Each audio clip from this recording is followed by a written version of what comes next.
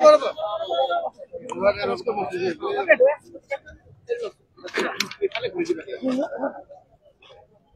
কৈ আছো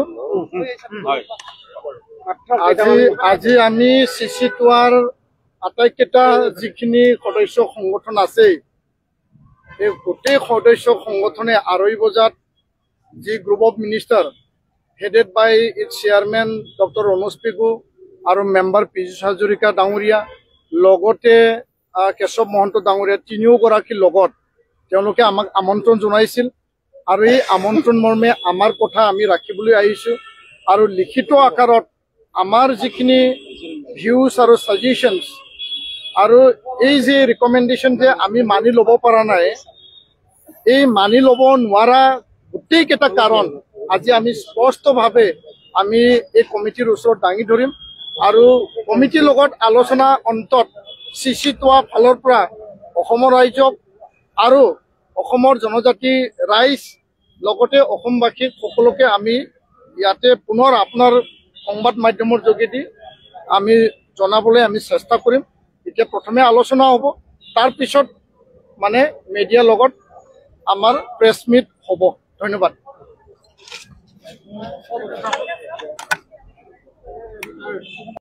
নাই নাই এইফালে এই গাড়ীখন ইফালে কৰি দিলে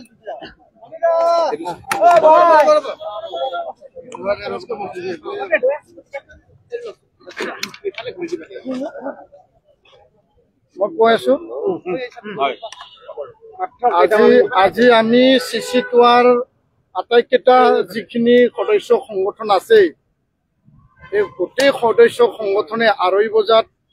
যি group of minister headed by its chairman doctor Ranoj Pegu আৰু মেম্বাৰ পীযুষ হাজৰিকা ডাঙৰীয়া লগতে কেশৱ মহন্ত ডাঙৰীয়া তিনিওগৰাকীৰ লগত তেওঁলোকে আমাক আমন্ত্ৰণ জনাইছিল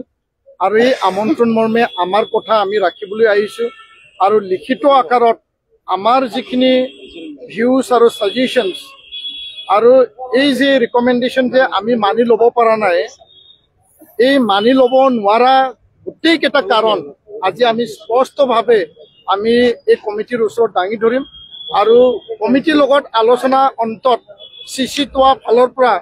অসমৰ ৰাইজক আৰু অসমৰ জনজাতি ৰাইজ লগতে অসমবাসীক সকলোকে আমি ইয়াতে পুনৰ আপোনাৰ সংবাদ মাধ্যমৰ যোগেদি আমি জনাবলৈ আমি চেষ্টা কৰিম এতিয়া প্ৰথমে আলোচনা হ'ব তাৰ পিছত মানে মিডিয়াৰ লগত আমাৰ প্ৰেছ মিট হ'ব ধন্যবাদ এই গাড়ীখন ইফালে কৰি দিলে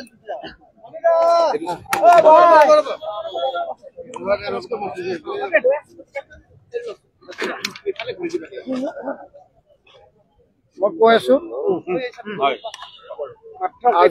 আজি আমি চিচি টুৱাৰ আটাইকেইটা যিখিনি সদস্য সংগঠন আছে এই গোটেই সদস্য সংগঠনে 2:30 বজাত যি গ্ৰুপ অফ মিনিষ্টাৰ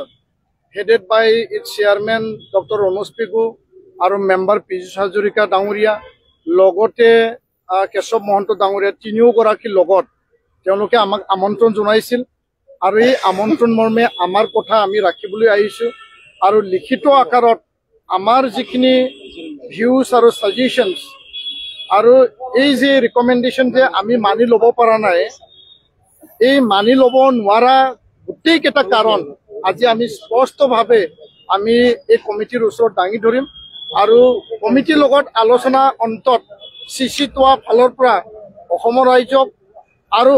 অসমৰ জনজাতি ৰাইজ লগতে অসমবাসীক সকলোকে আমি